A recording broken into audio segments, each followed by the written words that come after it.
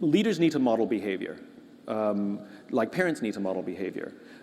So, for example, I'll give you a company says, we believe in integrity and always telling the truth. And then the phone rings, and an assistant picks up the phone, and the executive says, "Tell him I'm not in." Well, congratulations, you've just sanctioned lying. And so it's one thing to write it on the wall; it's another thing to actually practice the thing that's written on the wall. So modeling the behavior is absolutely essential because your actions will speak much louder than your words.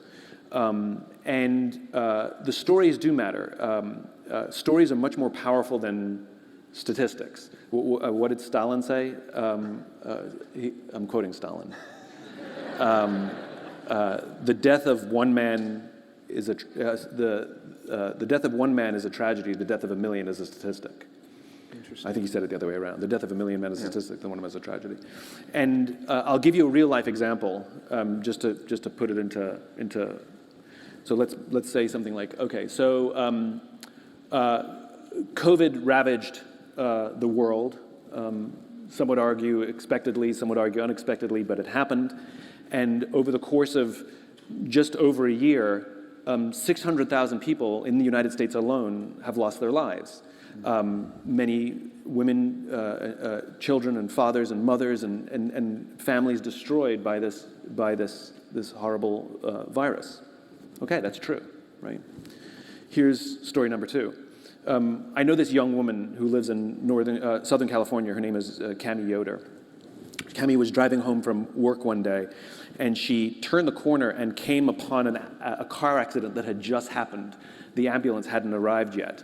A 17-year-old driver accidentally hit an 18-year-old pedestrian with her car. The girl was lying on the street, one of her legs at an uncomfortable angle, a 90-degree angle. Cami pulled over her car, got out. Thank goodness she actually knows basic first aid. She performed CPR on the young girl to keep her alive until the paramedics arrived. Eventually the paramedics came, they took over from Cami, and they took the girl to the hospital. A couple of days later, Cami was curious what had happened to her, and she went on the blotter. She went online and found out that the young girl had actually died. Which was more powerful to you, the death of 600,000 people or the death of one young girl in California? Second. And the second one gave you goosebumps. The first one didn't. And that's the point, which is, what's the difference between 500,000 people dead or 600,000 people to 650,000 people dead? It emotionally moves us zero.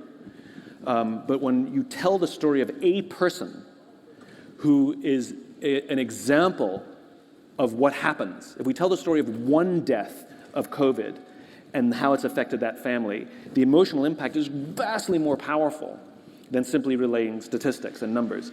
And so yes, I do believe that part of being a good leader is not just the intent, but part of good leadership is the ability to communicate.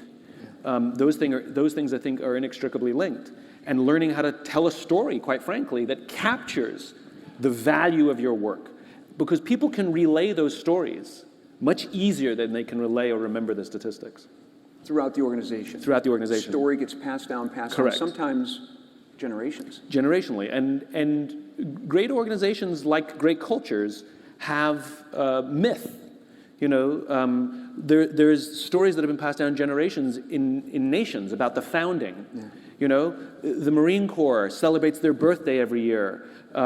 There's debate whether that's actually even their birthday or not. It doesn't even matter, right? And it becomes part of the culture. These stories become ingrained. George Washington and the cherry tree. Yeah, was it a cherry tree? Yeah. They become ingrained in the fabric of the nation.